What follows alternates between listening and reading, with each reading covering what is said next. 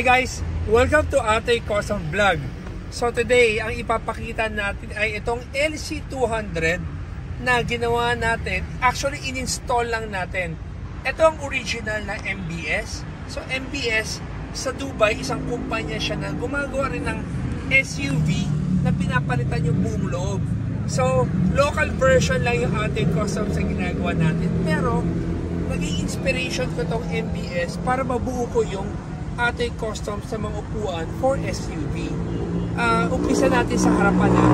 Yung harapan niya, kung makikita mo, yung original na upuan ng framing ng ng original na LC, yan pa rin ang ginamit ng original ng MBS. So, nagpadala lang ang MBS ng foam para ina-adapt doon sa framing ng LC200 na driver side. Same thing sa passenger side, ganito din.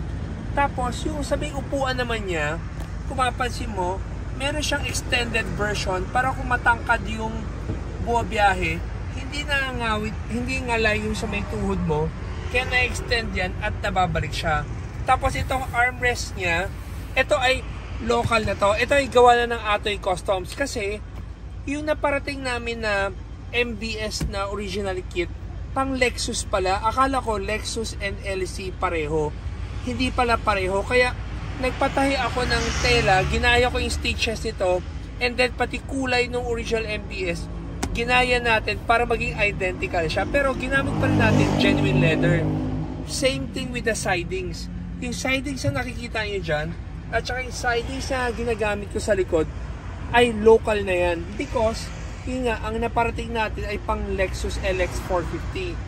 So, moving forward, ito ang itsura ng original MBS na napakaganda.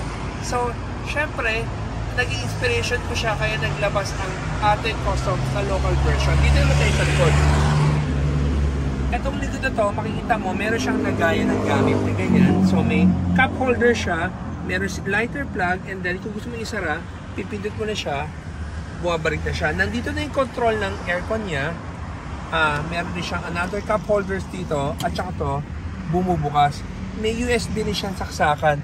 Same thing sa ginawa natin na local version, meron din tayong saksakan na USB port at saka cup holder. So ngayon, ito, ang ganda ng design niya dito, meron siyang LED mood light na nilagay para dito. Kasi, yung upuan sa likod, hindi mo na malalagay yung foldable. Karamihan kasi ng LC na kinakapitan ng MBS, hindi na talaga pwedeng lagyan ng third row seats. Pero sa local naman natin na version na ginawa natin, meron tayong option na may railing sa yung mga atras abante para lang kung gusto mo pang gamitin yung third row seats, magagamit natin.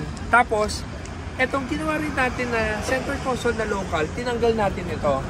Maganda yung pagkagawa ng imported, pero naisip ko lang na yung sa local, hindi ko nilagyan ng ganito para kung lalabas ka from kaliwa, lilipat ka ng kanan, hindi ka mahirapan. Or kunyari, bababa kayo mag-asawa, yung isa makakababa ka agad, ito isa obligado buwaba dito, pero ito medyo danger side. Pero, comment lang namin yon. Itong gawa naman ng imported, maganda rin talaga. So, marami siyang function dito na massage niya sa may puwet. Ito yung sa may likod na umaangat.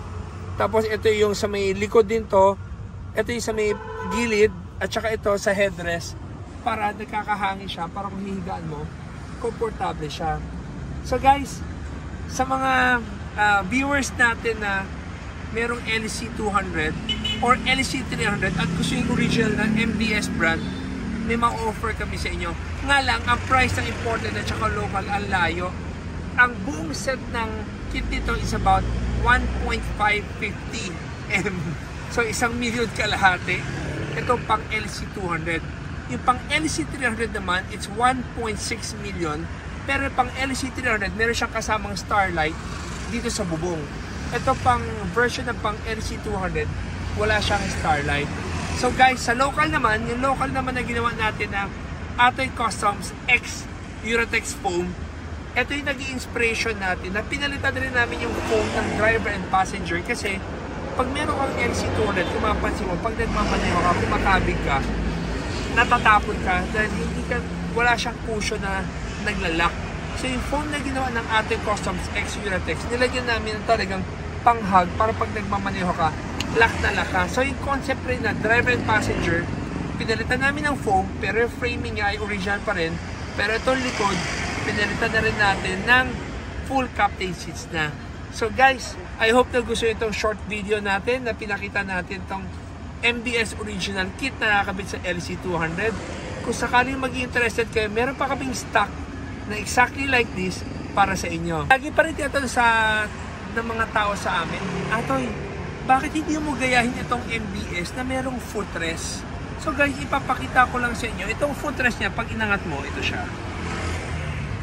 Diba? So pag inangat mo yung footrest, yan o.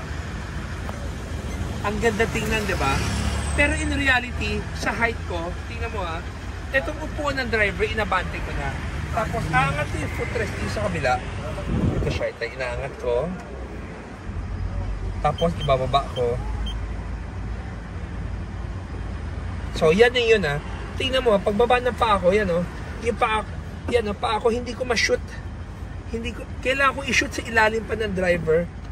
So, parang, yun yung naging point namin. Kaya hindi na namin pinag-isipan na lagyan pa ng footrest, yung local version natin. Maganda tingnan nyo may footrest, pero in reality, hindi mo rin siya magagamit ng function. Pero sa camera, sa video, ang ganda tingnan na meron ganito. So, I think guys, itong mga may footrest na to, perfect talaga siya kung talagang maluwag yung harapan mo, or siguro kailangan mo siyang i-abante ng sagad para magamit mo to. Pero para maging komportable pa rin talaga yung footrest, ang angat niya hindi ganyan. Dapat nakaangat talaga ng ganyan para yung level na tuwid pareho ito. So, guys, call us at 3411-5858. Guys, thank you for watching our video, and always remember, Jesus loves you, and God bless. Boss, yung